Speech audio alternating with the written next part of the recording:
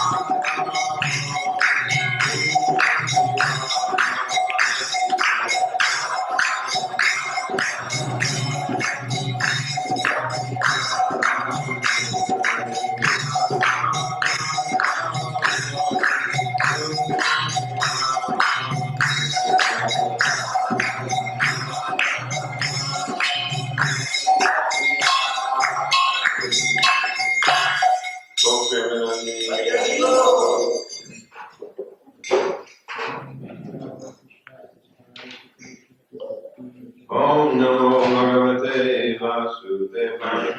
Om Namo Bhagavate Vasudevaya.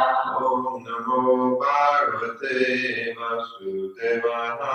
Om Namo Bhagavate Vasudevaya. Om Namo Bhagavate Vasudevaya. Om Namo Bhagavate Vasudevaya.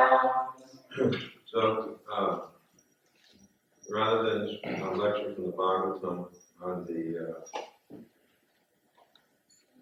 principles of material nature, I thought I would lecture from Prem Bhakti Chandrika, which I was looking at last night, and I hope that those who are sticklers will not say you have deviated from Prabhupada's instruction to lecture on the Bhagavatam class, because I think that the subject matter is not different than the Bhagavatam. Narottam Das Thakur is the author, and particularly I wanted to lecture on chapter 1, which is entitled Sri Guru Mahima, the glories of the spiritual master, and it is none other than the prayer that we sing every morning, Sri Guru-carana-padma, which Prabhupada made a comment once saying that you sing this every day, but you do not know the meaning of it. So I think that Mahatma Prabhu and I looked at this, and he suggested this is very appropriate. So with everybody, with the Vaishnava's blessings, I will go forward. So we can chant and word for word, and I will read the commentary. The commentary to this is written by Srila Vishnu Chakravarti Thakur. So we will get Narottam Das Thakur through Srila Vishnu Chakravarti Thakur, and we will get Srila Vishnu Chakravarti Thakur through Srila Prabhupada. And the only problem is you will get Prabhupada through me today. So if there's a weak link, it's the last link. But we'll do our best not to any weaknesses that anyone detects, please strengthen them. So let us chant together. We have chanted, so I think I will, well, let's chant together. Sri Guru-carana-padma, Eva Bhakti Satma, Bandhu-mui Sabudhanamate,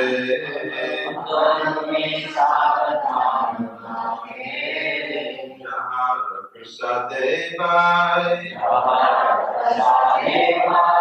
Eva Bhaturi Ajahi, Krishna Prapti Hoi Jaha Hoi Te,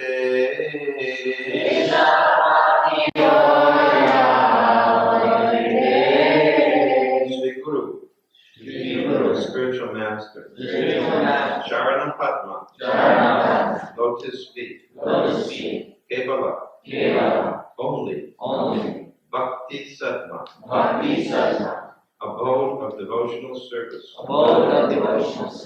Bandhu, bow down, Muhi, I, Savudhana Mate, with care and attention, Jahara, by whose, Prasade, mercy, Hi, my dear brother, Bhava, this material world, Tariya Jari, cross beyond, Krishna Prapti, attainment of Krishna, Hoya, is, Jaha, Hote, from whom?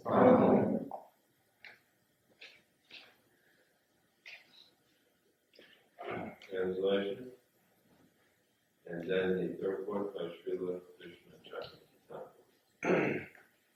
The lotus feet of the spiritual master are the abode of pure devotional service. I bow down to those lotus feet with great care and attention. My dear brother, my dear mind, it is through the grace of the spiritual master that we cross over this material existence and obtain Krishna.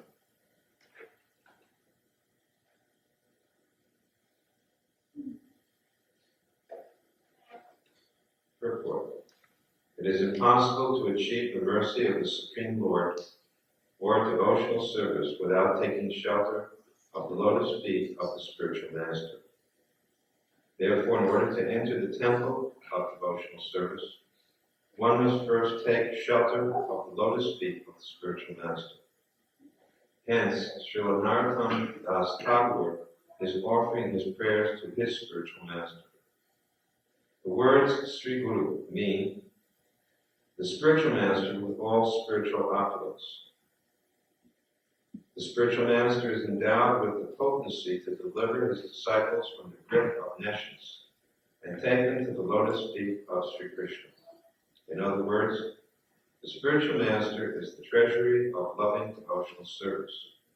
The words Sri Guru-carana-padma do not only mean the lotus feet of the spiritual master, but the word charan is used here for respect, just as in Sridhar Swami Charan or Sri Goswami Charan, etc. The word Padma indicates that the spiritual master is the embodiment of love for Sri Krishna and full of transcendental sweetness. It is also understood that just as the lotus flower is relished by the bumblebees, similarly the sweet mercy of the spiritual master is relished by the devotees. Such a spiritual master is known as Kevala Bhakti Sattva, the only shelter of unalloyed devotional service. The words Kevala Bhakti refer to pure devotional service devoid of fruitive activities, mental speculation, and material desires. The word Muhi means I am. Due to the nature of pure devotional service, Srila Narottam Das Thakur has used the word Muhi in order to express his humility. I offer my obeisance unto the lotus feet of the spiritual master, described above, with great care and attention. One should worship the spiritual master with great awe and reverence, without the desire for material enjoyment. One should search for the servitorship of the spiritual master and Sri Krishna. Another reading of Sabudhana Mate is found in Sabudhana Sane, but that is improper, as the word Sabudhana means with care and attention, and Sane means with which makes a fault of repetition.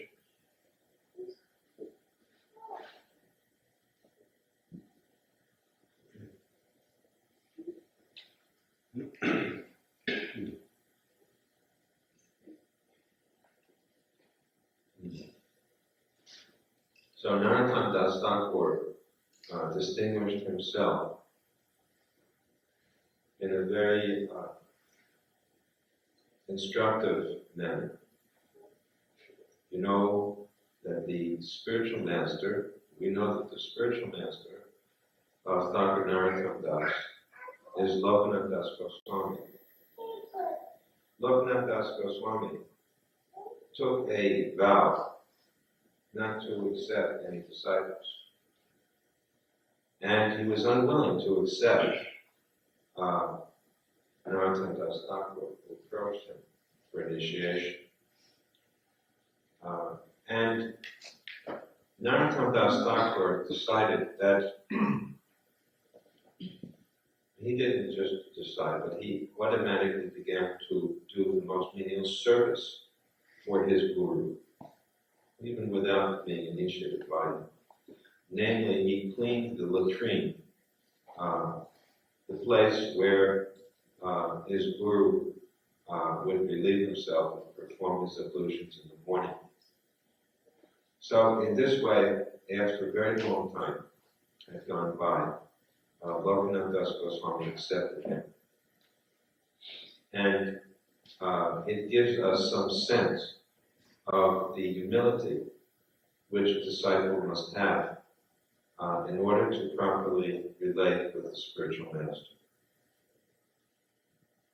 In the morning, we sing the prayers to the spiritual master, composed by Srila Vishnu Chakravarti Thakur. And he says that the spiritual master, Shaksha Varitvena Samasta Shastra, the scriptures proclaim that the spiritual master is Shaksha Vari. he is as good as the Supreme Lord Hari. Now, in some religious traditions, they might take objection to the statement that anyone could be as good as the Lord. But our Gaudiya Vaishnava understanding is that the servant of the Lord is to be respected and offered the deference due to the Lord because of being so dear to the Lord.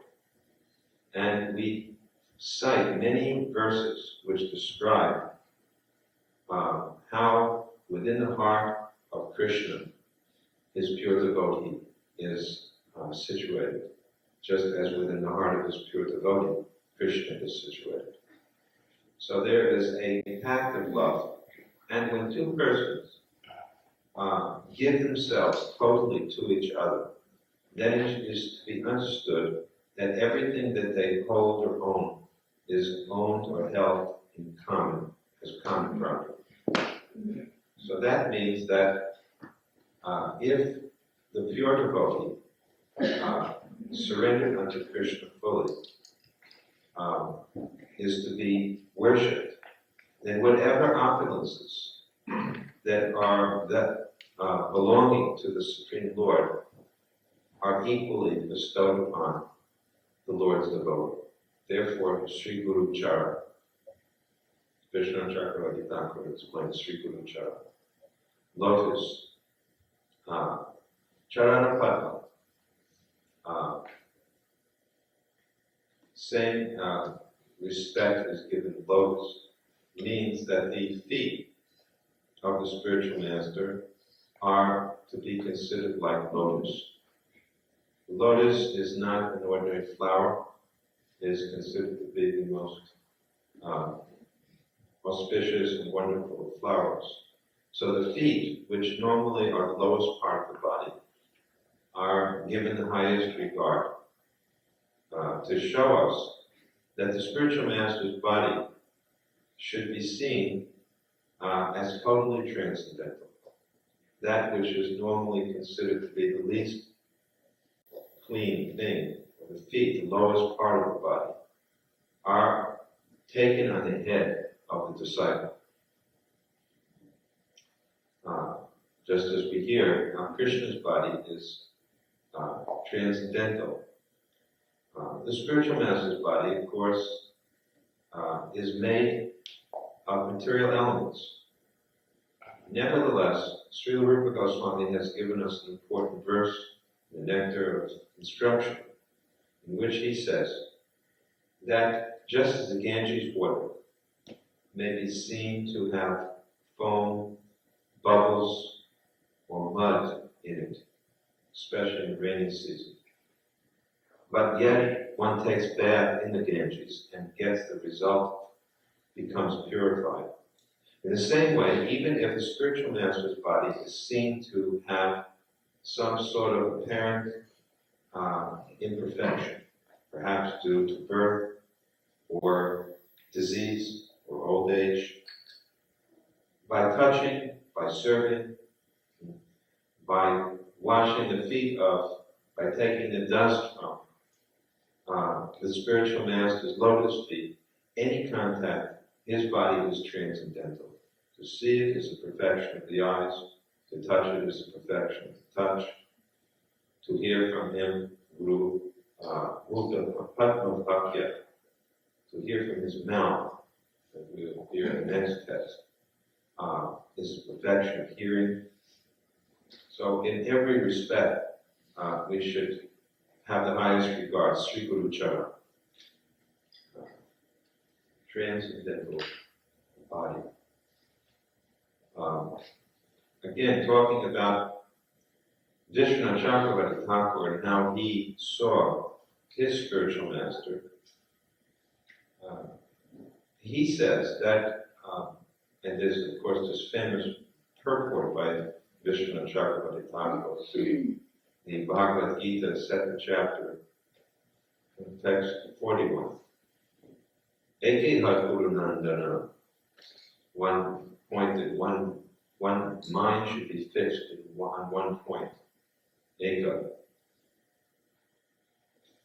When Prabhupada was still in India before coming to the West and read this purport of Vishnu Chakravarti Thakur, his commentary to the Bhagavad Gita, he got a deep understanding about the mission of Krishna consciousness. Because in this purport, commentary, Srila Vishnu Chakravarti Thakur says the secret of spiritual life is revealed to one who makes the spiritual master's service his or her life and soul.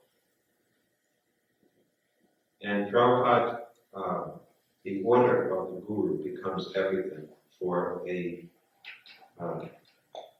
disciple. When Prabhupada read this commentary, it explains further that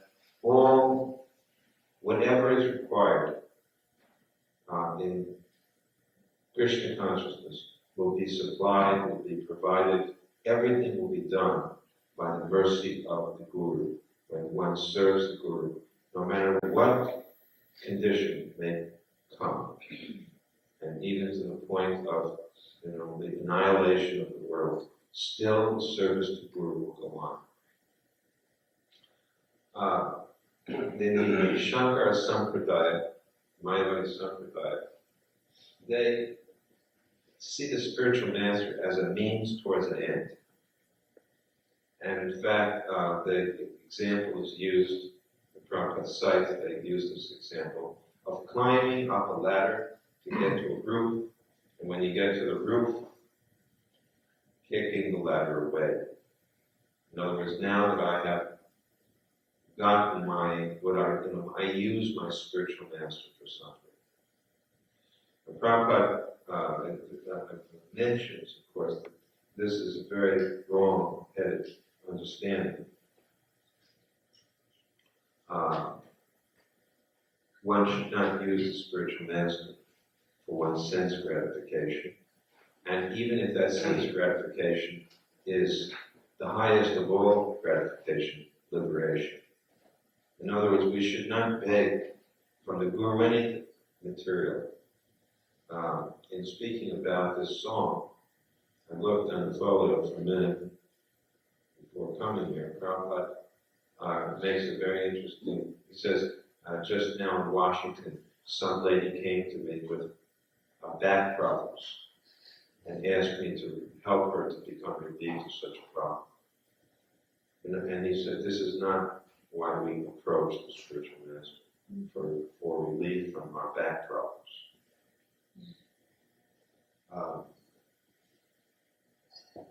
He said, just as when you go to a wealthy person, you don't ask them for a small donation. So if the spiritual master has all the opulences of Krishna, then we should consider what is it that we want from our spiritual master. And of course, the answer should be, please grant me pure devotional service. And Prabhupada often says, please help me to become free from the cycle of repeated birth and death. We are living in Dallas. We should always remember when Prabhupada came to the Gurukul, he asked the teachers, right, what is the purpose of Gurukul? And the answer he wanted was to save the students from repetition of birth and death. So this is suffering. We take birth again and again due to ignorance of our spiritual identity. Now, the spiritual master is, there's some very nice points being made here. That it is understood that just as the lotus flower is relished by the bumblebees, similarly the sweet mercy of the spiritual master is relished by the devotees. What is that sweetness? Sweetness, another place, Narottam Das Thakur sings that the results from fruitive activities, karma kanta, and the husk, the dry husk of gyan, of mental speculation, these things don't give it a sweet taste. But the sweet essence, comes only through Kevala Bhakti, unalloyed devotion. Now, last night I mentioned one verse that comes later, in which Hanuman's prayer is offered. And here it mentions that just as Lord Narayan is the super soul and Brahma is the super soul, and therefore they are equal, nevertheless, I only want the shelter of Brahma, Hanuman says. And this example is given to show an example of dedication to one's worshipful deity. So, avadhitvam is very important. The word dedication to one's own desired object is being shown by this verse. And avadhitvam means limitation. Sometimes, especially among many types of persons may question, why only Krishna? Avadhitvam means limitation. Yes, we limit. A Kevala Bhakti, unalloyed devotion, if it is taken to its full meaning, is that I only want the specific service. Which service? I only want to serve Krishna. Which Krishna? I only want to serve Nandanandana or Yasodananda or Radha Krishna. In other words, the Krishna of Vrindavan. How do you want to serve? Then, according to the particular mood of a eternal associate of Krishna. And how will you do service? I will do service through my spiritual master, the assistant of that eternal associate of the Supreme Lord. This is Kevala Bhakti, unalloyed devotion. So we have to understand our identity here in this world, and we have to gradually come to realize our identity within the spiritual world. Similarly, we have to recognize that the spiritual master that we see, as Prabhupada said, we see him in this body, within this life. He said also sometimes, you have not yet seen me. So he has a spiritual form that we have not yet beheld. We have to have the eyes to behold that form, as the Brahma Samhita describes, Premanjuna Charita Bhakti Vilochanena Santa Sadeva Hridayeshu Varokarandiyam Shyama Sundaram Achinta Guna Swarupam Govindamani Purusham Tamamam.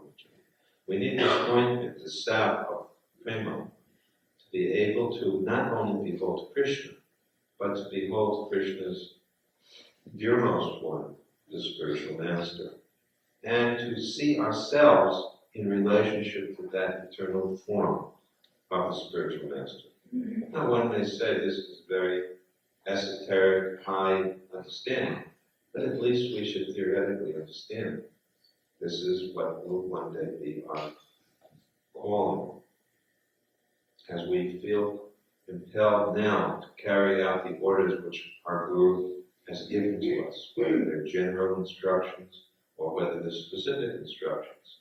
But similarly, we should beg from within the heart, even if it's a prayer which is silent, that I pray that I may become qualified and worthy of my spiritual master's trust, so that my spiritual master will reveal to me all of the details of my eternal relationship with Krishna.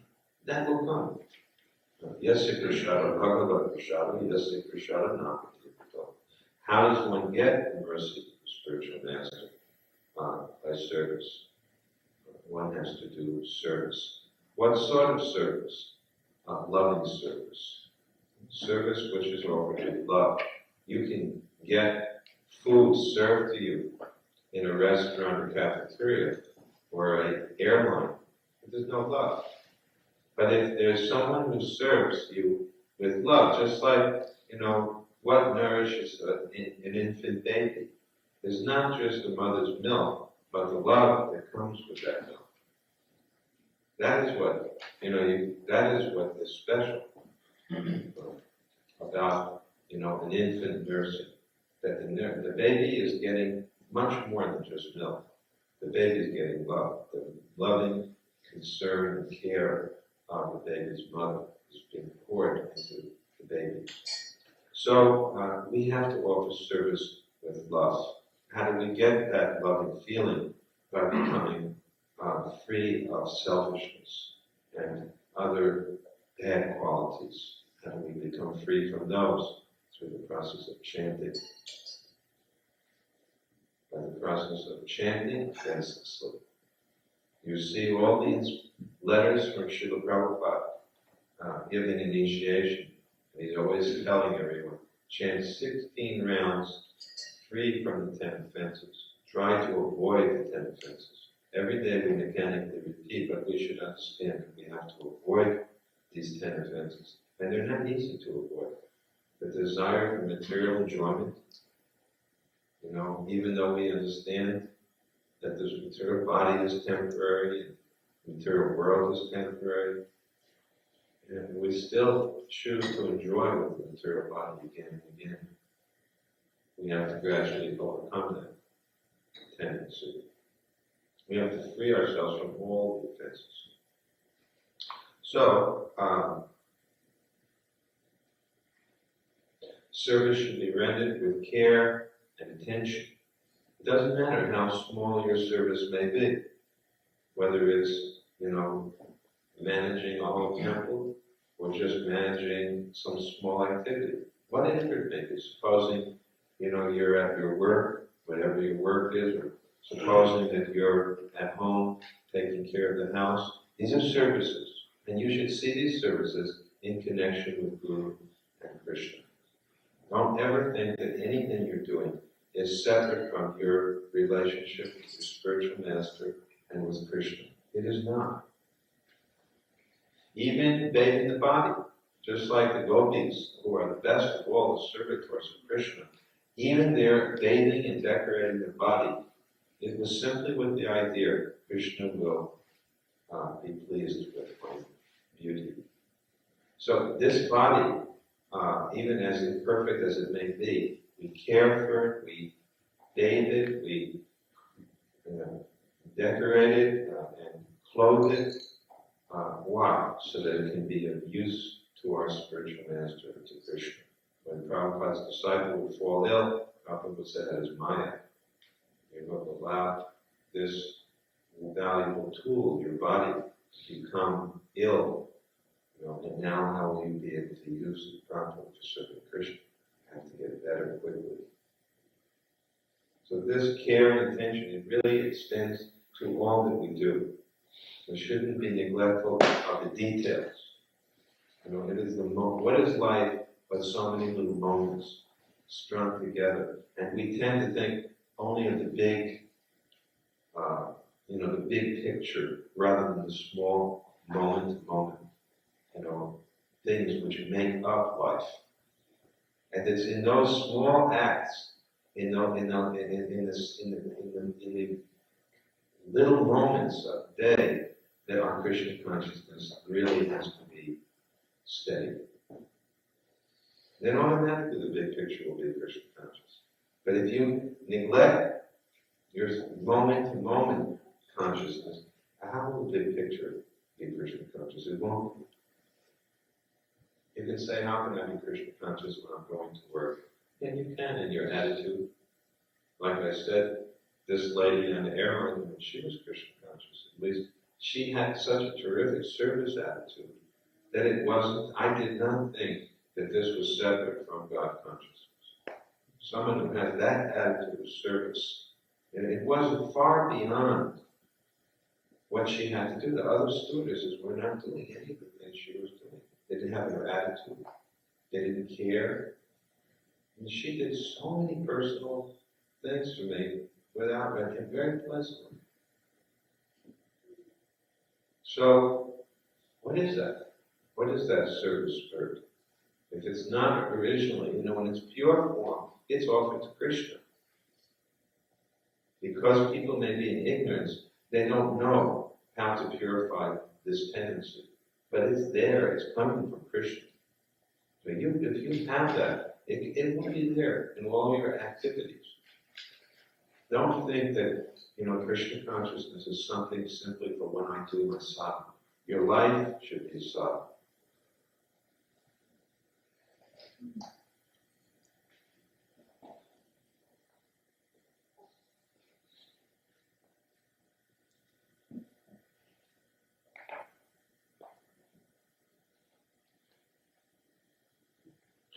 When I was listening this morning to my tape, Prabhupada's lecture, someone asked Prabhupada, someone was questioning, it was a lecture in Mexico City, and they asked him a number of questions. One of them was, what is your opinion about other gurus? And I was thinking Prabhupada's never going to answer this question, because he'll say something like, what is their philosophy? Prabhupada instructed Sanskrit Maharaj when he wanted to write a book criticizing different gurus, don't do that, because when you hit a skunk, your hand will get a bad smell.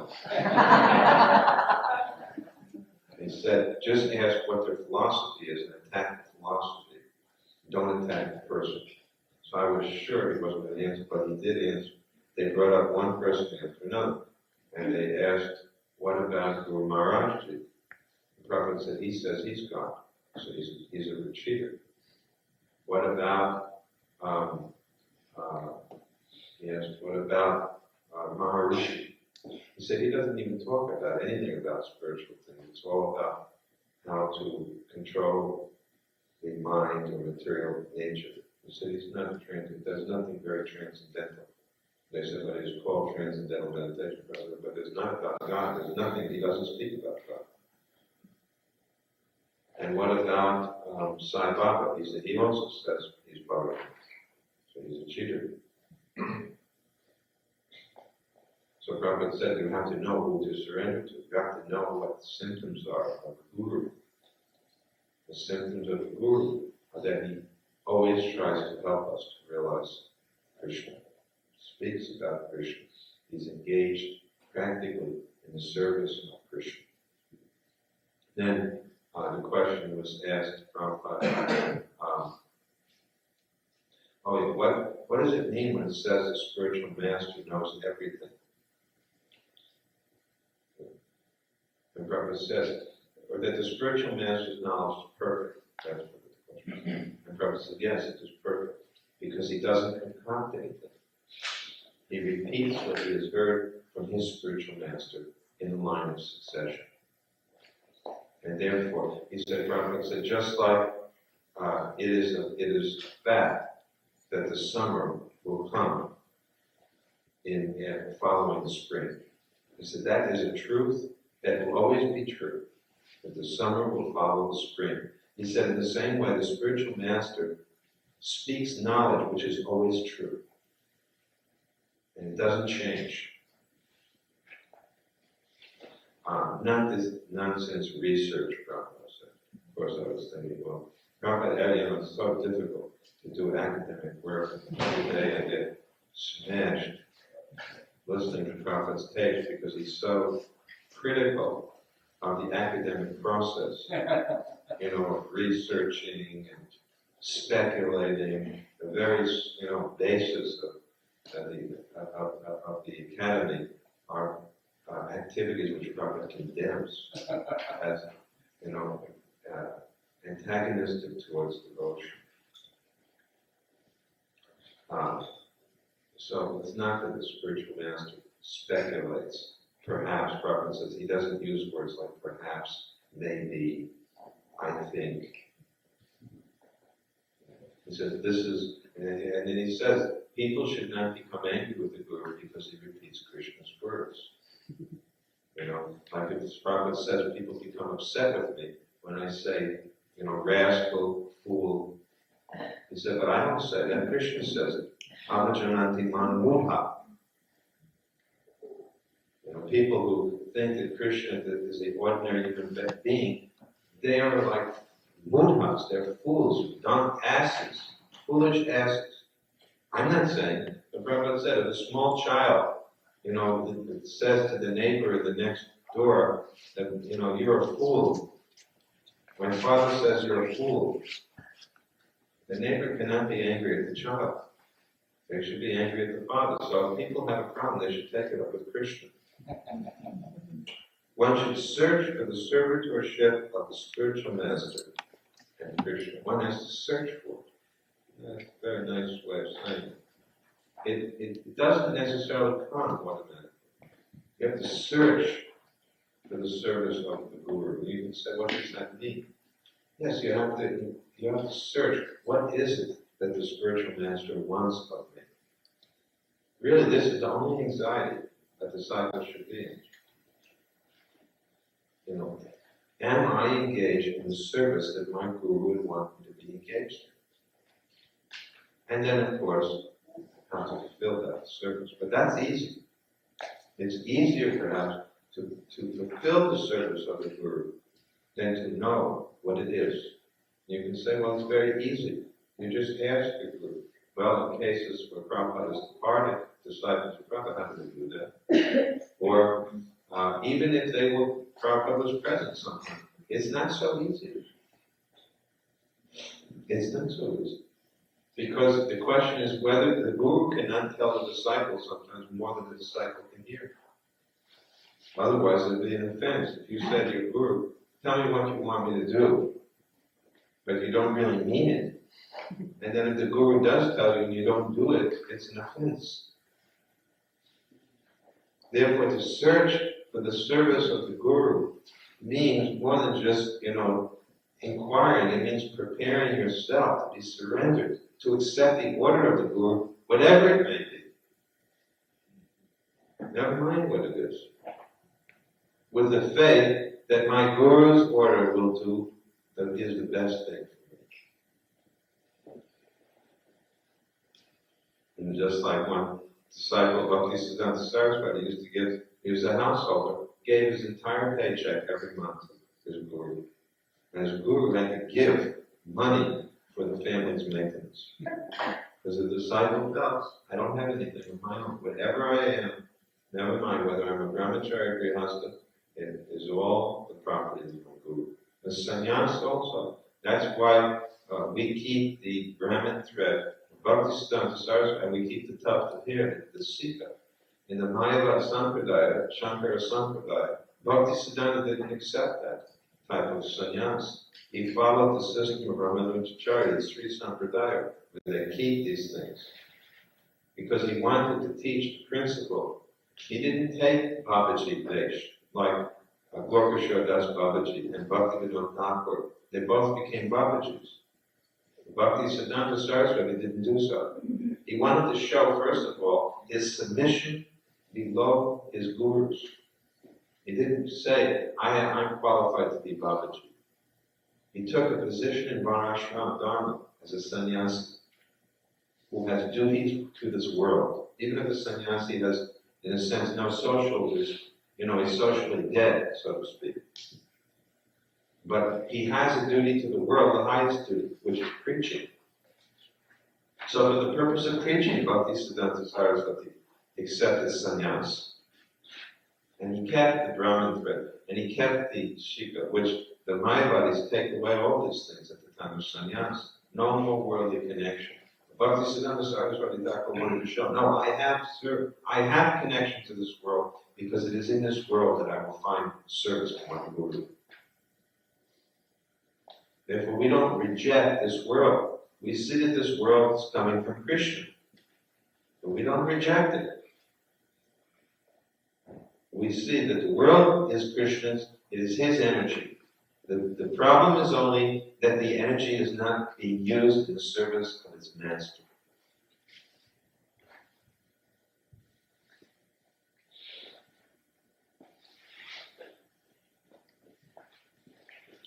So this is the first verse, and we will stop here. Tomorrow we can speak from the next verse. Before I forget, we'll have a program this evening. At the real good. Let's wait in Jared's house. What time? 6:30? 6:30. Any questions or comments?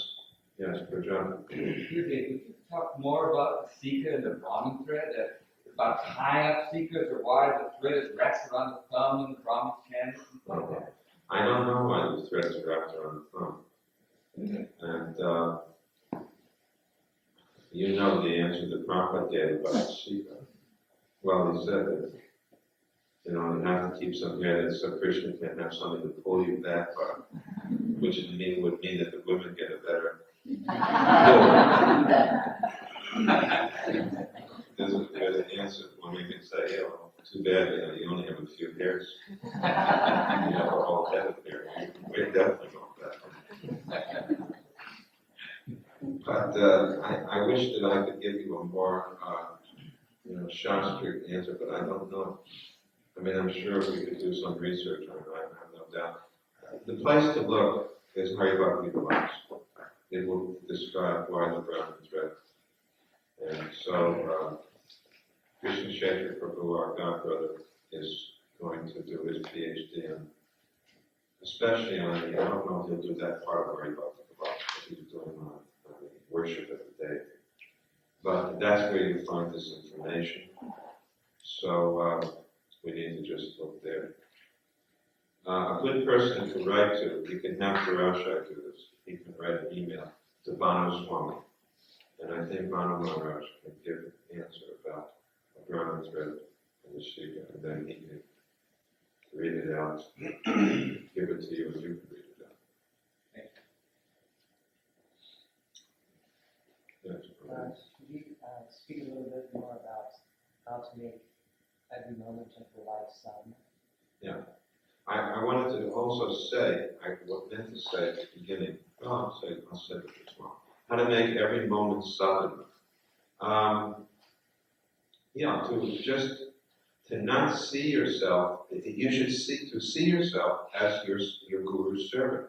Therefore, when you go into business, or when you go and shop, or when you beg, you see these activities in relationship to your guru and Krishna. You don't see them separately. But in as much of a genuine way as you can. You should always ask, how would my guru want me to do the following activity? If I earn money, how would my guru suggest? Supposing I actually gave the entire paycheck to my gurus, how would he divide it up? And then divide it accordingly. And you may say, I don't dare do that. But I don't think that the guru is so foolish or uncaring. I don't think that's the case. Rupa Goswami has shown how to divide money. He's guru. And if you say, well, we can't do that, all right, then adjust accordingly. But do, in each activity, whatever it may be, just have this meditation. I'm the spiritual master's servant. When you get up in the morning, what is the first thing you should do? I do. When I bow down, I offer my obeisances right at that. The first thing I do when I get up. I mean, usually I lay on my back. Nowadays in Cambridge, I have this, I just lay there for about 30 minutes before getting up. And I just think about I fix in my mind the service that I'm going to do in the day. Then I get up, and then I turn over and offer my obeisances in bed to the spiritual master. I say the Panchatattva prayer, the Hare Krishna mantra. I say the Sringadev prayer, and then I get up. I've been doing that since the day I joined Hare Krishna. Son else, by the diversity of all of you, Vaishnava is still here, so it works. From the moment you get up to the moment you go to sleep, see your activities as Guru said. If you don't, then who are you? When we say Guru said, understand, Guru is Krishna's servant. He is the servant of his Guru. So ultimately, it's Krishna's sake. We're not talking about some cult idea of serving some person, We're talking about serving God, Krishna. Guru is simply this representative of God in the simple form. Whenever we walk into a spiritual master, is supposed to be walking by the spiritual master to the next spiritual master, and it ultimately goes to Krishna. Question? You were saying, Shraddha, how in the Shankara Sampradaya, service to a spiritual master is a means towards the end, but it ends there. Whereas in ours is the means and the end. Yeah, that's right. It is a means to an end. You see, the mood of Braj Bhakti, is Rupa. You see it in Krishna's Kaviraj. Every Rupa Raghunatha Bhajan. To serve Rupa and Raghunath. And Krishnadas Kaviraj understands who Rupa and Raghunath are in their eternal liberated forms. He serves them in Gaur Lila as Rupa and Raghunath, and he serves them in Krishna Lila as Rupa Manjari and Rati and Tulsi Manjari, and he simply wants to be their maidservant. So he's always in that mood. So it doesn't stop here. Your service to Guru is not in this world. Then you go back to God and you serve Krishna directly. If you do serve Krishna directly, it will be by the arrangement of your spiritual master. Person there. You enter into this is the understanding that we will be in the group of our spiritual master's seva, Nitya seva. But this is a very sacred relationship, as Prabhupada says, is meant to be eternal. We understand this kind of relationship, and by the fact that we take many lives, even perfect and everything. Yes, I asked that question of Prabhupada's godbrother. I'll repeat the question. I asked this question of Prabhupada and his godbrother. And I'll tell you the answer I got from both. And I think they were about the two highest titles after the throat. Prabhupada and Sridhar Maharaj. Prabhupada's godbrother. The question was, if the Guru's service is eternal, but it may take many lifetimes, then how do we understand that this is possible? First of all, of course, we should remember what Prabhupada says, try to make it one lifetime. Mm-hmm. That would simplify everything. But since we wonder if that's possible, then the question arises, what happens if you take birth again? You get the same spiritual master. So when I asked Prabhupada, I asked him in Mayapur, it was 1975. And I had become there to be his secretary for 2. And he said the Guru is one. That's all he would say. The Guru is one. I asked his godbrother, Srila Sridhar Maharaj, he said the Guru is one. I asked the same question in 1978, Prabhupada departed. I said, what do we do now? He said, Guru is one. I kept pressing.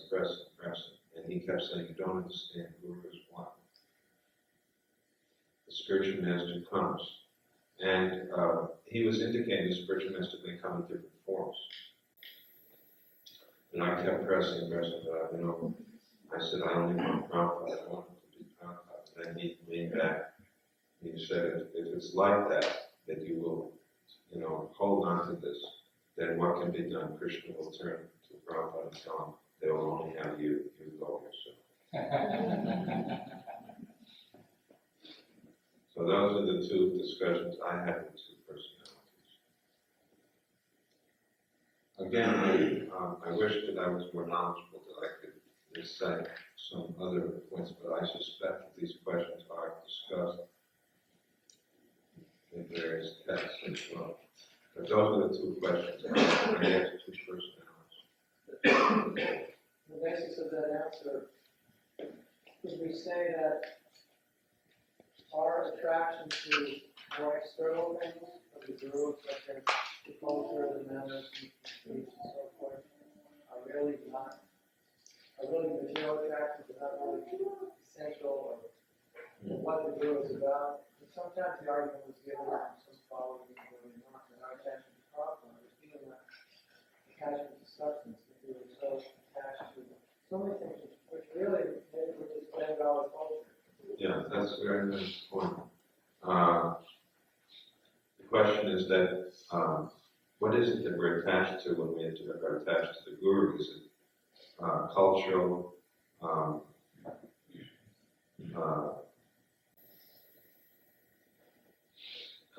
nuances of habits of the body and the mind? Are we attached to, like in Prabhupada's case, were disciples simply attached really to Bengali culture, or was the essence? Speaking as a disciple, I think that that's a ridiculous question, right? Because Prabhupada was so powerful that he came through the culture. And I think that that's true of everybody. I think that's true of everybody. Just like, I think this is a really bad argument. Typically bad argument, as far as I can see. Because I can say that to you, just like each of you have loving relationships, supposing many of you are married, or if you have, those of you who are not, with your loving relationships with your guru, with God brothers or God sisters. Does it mean that you see them in terms of the culture? Or do you see the person? I think everybody has a real relationship with so many people. You see the person. You don't see the American cultural habit coming through the person. It may come that way, like a Southerner may have a Southern accent, a Northerner or a New Yorker has a New York accent, or a Southerner eats cornbread, hash browns or something, and somebody else eats, an Indian person from India eats chapatis and sabjis. Those are cultural differences. But the person comes through the culture. And surely the scripture comes through the person. When Prabhupada spoke, finally, what were we hearing? We weren't listening to Bengali or Sanskrit or English. We were listening to the substance, the meaning of what he said. That's what we were surrendering to. There were other Bengalis who came. I remember, other Indian sadhus who came that I personally met. I wasn't attracted to them the same way. They didn't give the knowledge. They didn't have the nature. A person's humility, whether they're American or Indian or whatever, it comes through if they're actually humble. They have saintly qualities. You see those qualities. So that seems like a very bad argument. I have a dentist appointment. I don't have a dentist. You got called? What happened?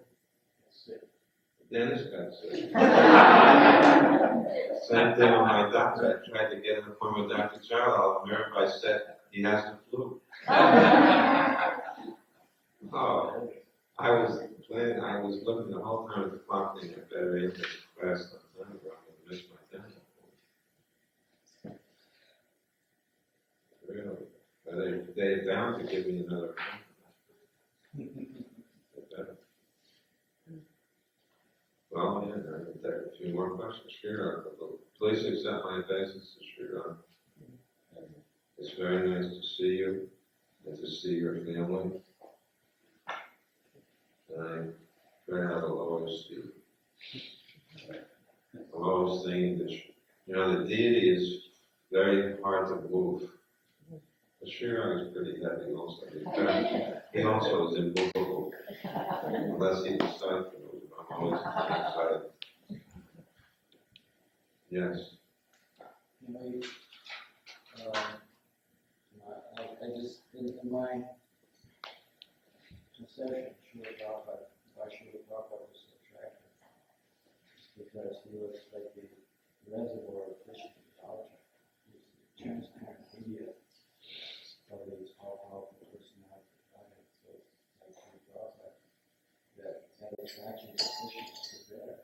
And Prabhupada was always very pleased when he would see us attracted to Krishna. Whenever Prabhupada seemed to smile or appear to be pleased with me, it was somehow or other I was thinking of Krishna, I was doing something in relation to Krishna, and Prabhupada would always look and be very pleased.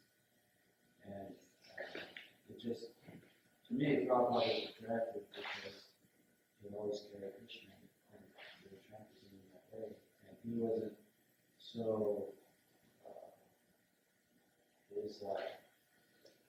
his giving us attention wasn't because we're giving attention to him. He was more attentive to us when our attention was towards him. Yeah, I think that, Sri Prabhupada was explaining about Prabhupada's attractiveness was his Krishna consciousness, his absorption in Krishna. Krishna came through him. And I think that Prabhupada is so totally absorbed in Krishna's service that Krishna really, he was like a puppet in Krishna's hands. Yeah. I read a translation.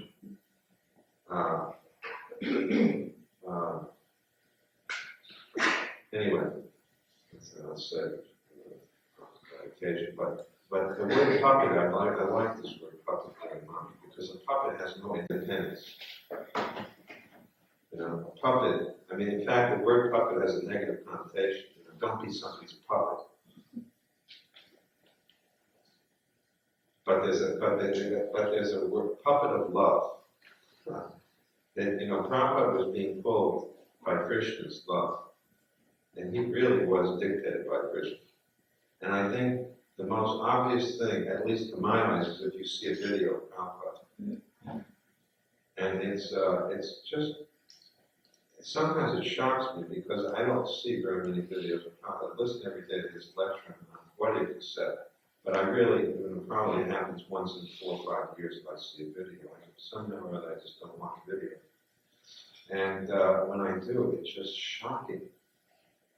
I'm bowled over by the degree of surrender in Prabhupada's body. It almost looks like his body is being controlled and manipulated by Krishna, the way he moves. And it's not just, a Bengali, what's the word I'm looking for with A? Huh? No, it's not an outfit.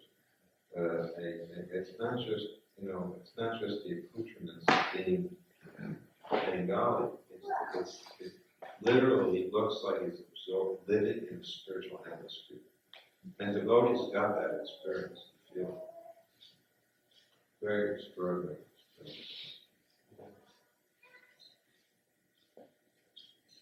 And back to the idea of Guru is one. Is there any validity to the subjective perception that my Guru is better than yours, or the Guru in this institution is better than the Guru outside? These kinds of things. Guru is one. Is there any truth to the perception my Guru is better than yours, or my institutional Guru is better than your extra-institutional Guru? Or vice versa. Or subjectively, you say one Guru is better than another, or that totally depends on the disciple. Is one Guru better than the? Yeah. I think that a Guru will always see, a disciple will always see their spiritual master as the most wonderful for everything to them. But they should be intelligent enough to realize that every disciple is seeing that each and every one of their spiritual masters. And so it would be the worst mistake to say my Guru is better than yours, because it's not true. Now, what you're saying, is there an objective truth to that? For example, we were watching, a slideshow, and Bhaktivedanta Thakur's image came on the slideshow, and Prabhupada made a statement, and I saw it in writing also where he said it. And it was the same thing we were watching, and I saw it in the folio. Prabhupada said, Bhaktivedanta Thakur delivered the whole universe. But he was kind and he left something for us to do. And objectively, I'm supposed to be a spiritual master. I can't deliver this to people in this neighborhood. If you think actually Gurudev could deliver everybody these doubts, but just leaving something for us. I appreciate that that's a nice sentiment, but I wish it were true, because then I would, probably just say, no, don't worry about it, I'll do it myself. Since you're having problems doing it. But that, I don't have that kind of strength. And I think the Bhaktivedanta Thakur, one quick question, does he really have that strength? Did he have that strength? I'm not going to speak as a scholar here sitting on the Vyasa. I'm going to speak as a devotee and say, yes, he did. But they were, so I do think objectively, Bhaktivedanta Swami Prabhupada would never in a million years have thought that he was the equal of his guru. A disciple could never think such a thing. So we don't think that way. That is not our culture. But the problem is that in our Western world, we pose this question. And I don't mean to say you pose the question. You pose the question on behalf of what is happening in people's minds. But in the Western mind, this idea comes: is my guru as good, or is this guru better than another? But that is not a very. It's not only a Western; it's a material culture, a material conception. Because in India, we see the same. There is competition sometimes amongst gurus or disciples, etc. But this is a material conception. In true spiritual culture, people don't think this way. Just like, does a woman think my husband is better than your husband? My husband is better for me than your husband would be. And your husband is better for you than my husband. So we should have faith that each guru and disciple are brought together by Krishna. And they're suitable. And it's not just one guru. This point I was going to make earlier, that there are so many Shiksha gurus. The Shiksha guru relationship with the disciple, Prabhupada says, it can be sometimes even more important, depending on the situation. There are examples. If we understand in our sampradaya that it's called the Shiksha sampradaya. There are some relationships which are made. Jagannath Das Babaji Maharaj is not the initiating spiritual master of Bhaktivedanta Swami.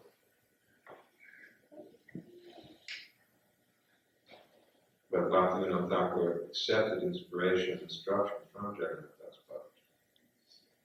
Any other questions? May I? Yes.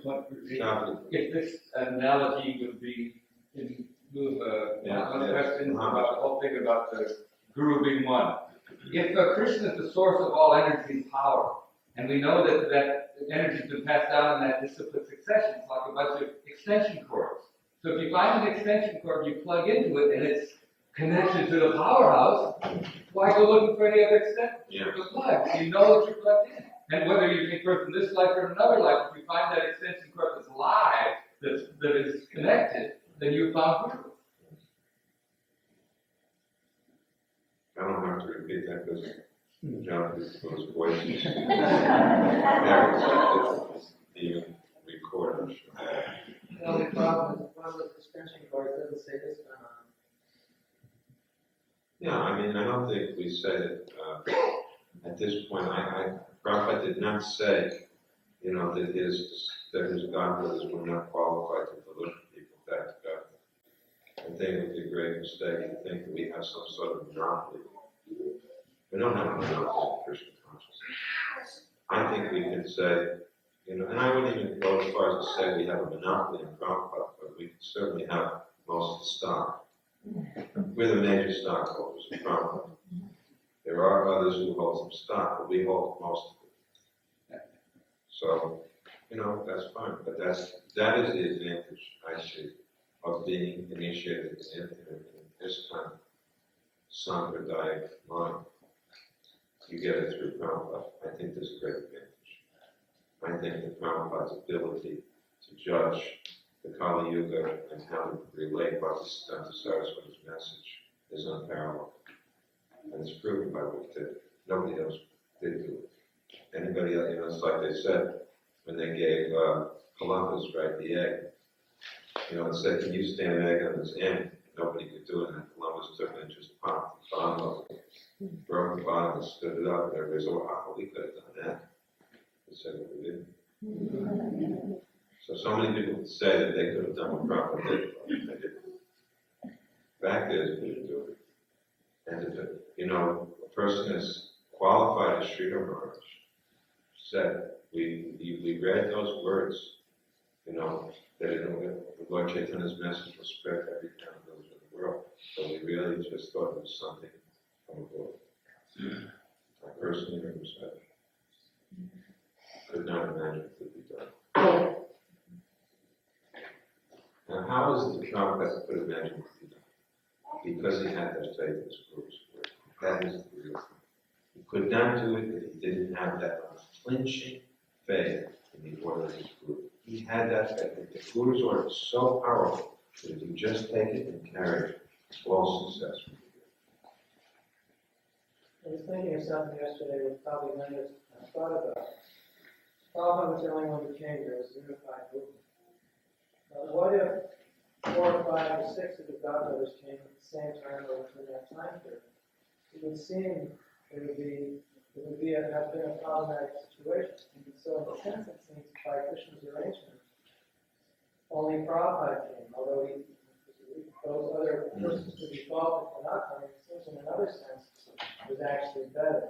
Could you comment on that? Yeah, I don't have such a personally, I would like to see us be much more open towards other members of the Gaudiya Vaishnava lineage. But most people are extremely anxious about, they always say, high walls make good neighbors. But when I bought these properties, I tore down little fences. I didn't agree with that high wall. I don't think any walls make good neighbors. The best idea is that there are no walls, and everybody can live together. But that's just my personal opinion, and it's a minority opinion. So I personally think that I think it is difficult to understand how to work with the disciples of Prabhupada's godbrothers and the disciples of his godbrothers, because we didn't get any example. Prabhupada did not show an example to us how to do that. There is some example. He sent his disciples to live with his godbrothers and be trained by them. In some cases he was satisfied, in others he was not. So there was some instance when he thought he couldn't be in India, and he had to have some disciples trained. He sent them to his godbrothers to be trained. Now, if they were so bad, he wouldn't have done that. At other times, somehow there was some misunderstanding or whatever it may be, and then he spoke some words of caution about being. So you have to judge each person individually. It's not easy. I appreciate that it's not easy, but that's my feeling. My personal sentiment is that I like to deal with Gaudiya Vaishnavas, and I don't have this feeling about wanting to be separate. I think there's so much to be gained and learned, but there's a lot of neophyte people who can create a lot of problems. I don't know who was raising their hand. You, perhaps? No. Yes, good job. Just my personal insight on this issue, Gurudev, is that Prabhupada wasn't just the spiritual master, the guru for the Hare Krishnas or for the Vaishnavas or Bengalis, but he was the great world teacher. His books are inspiring Christians, Muslim people, and all different other faiths, and anybody that gets Prabhupada's book. They don't have to become a full-fledged Hare Krishna to benefit. I think the point is, though, that what we have to understand is that that it's not that his godbrothers or their disciples have nothing to offer. I think that. Or that many other people have something to offer. Yeah, and I agree. I definitely think that I wish we could be more open. But to be open requires intelligence and discrimination. And it requires a thorough understanding of your own legacy and heritage. If you have a full understanding of the heritage that we have in our mind, then when you go and associate with others, you can appreciate, take, and you can also distinguish when something appears to be contradictory, then you can say, well, I'll leave that one aside.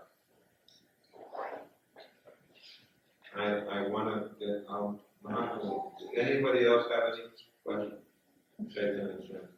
I was earlier in the lecture, it's pretty simple, but you were mentioning how a disciple is supposed to see the body of the spiritual master as fully spiritual. How does somebody's material body become spiritual?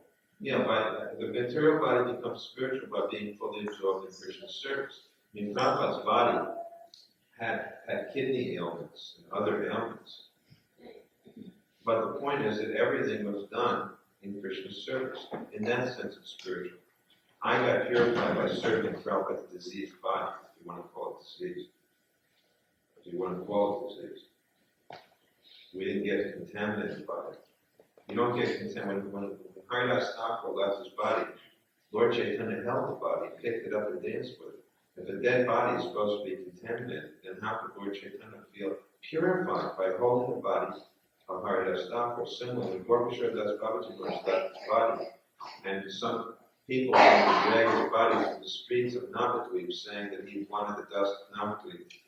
Gorkishore and Bhaktisiddhanta Saraswati wouldn't allow it. And said, we'll carry the body of our spiritual master on our head. So dead bodies are contaminated, but not the dead body of pure devotee. Everything is pure.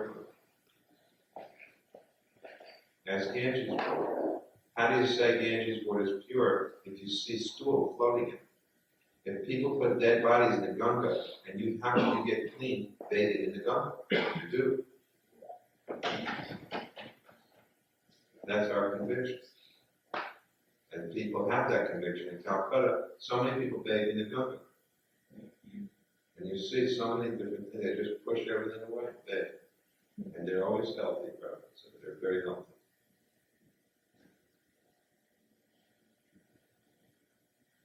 It is good. Still seems like our movement and this community, also kind of part of it, have trouble understanding different people of different faiths and how they are relative to us. We still have a holy earth. Yeah, well, we got it from Prabhupada. And we get it, it's not just from Prabhupada. The holier than thou attitude comes, you see, it has something to do with the attitude that I said about Hanuman. Where Hanuman said, I don't want anybody else but Hanuman.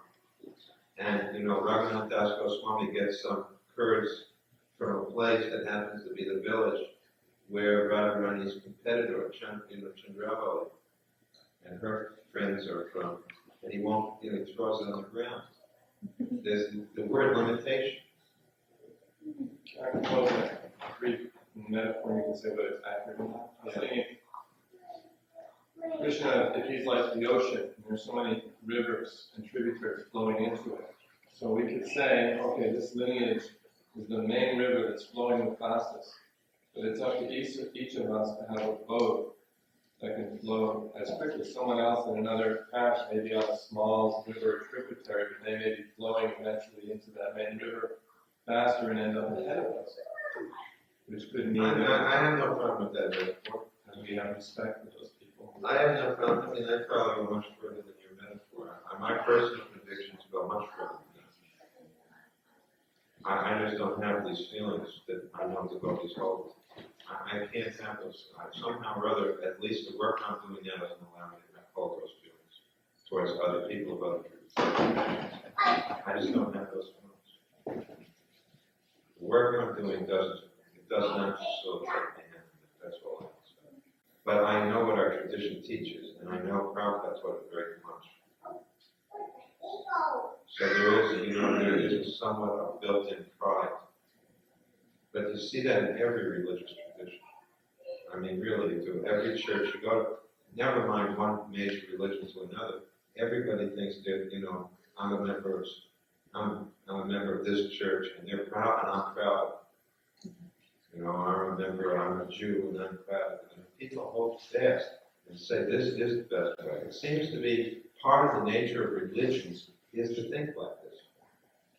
I think religion itself somehow gives you that sense, and maybe it's because, as it says there, this limitation, it's attachment to a particular deity of worship.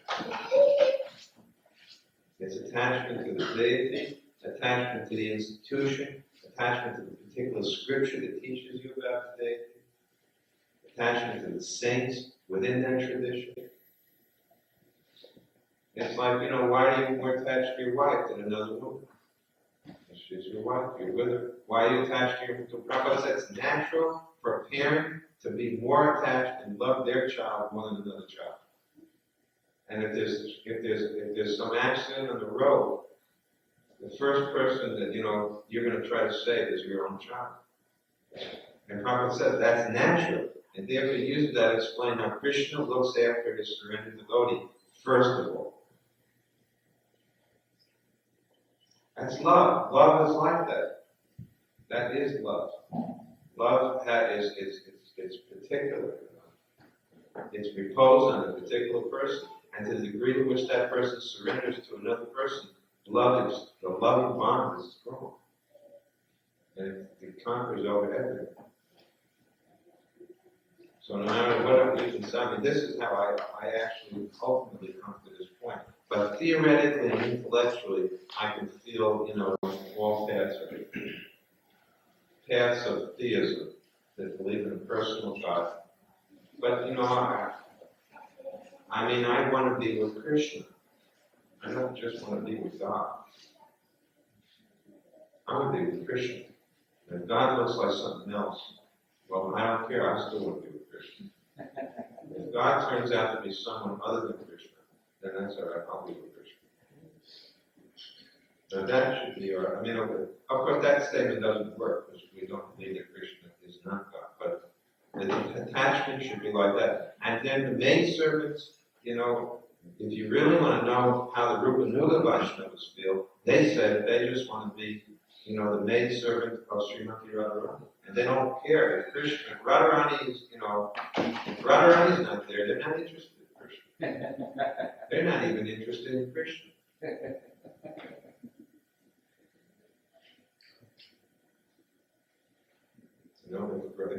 Their whole attitude is whatever will facilitate Radha's service to Krishna. And that's a Rupa Nuga Vaishnava. That's our line. That is our line. That is the center of our line. That's the prime root of our line. Almost all the acharyas are in that movement. They're all Rupa Nugas. Mood of service. Mm-hmm. Mood of service. Mood of service. But the mood of service is particularly the mood of Rupa Goswami's service, Rupa Manjari's service.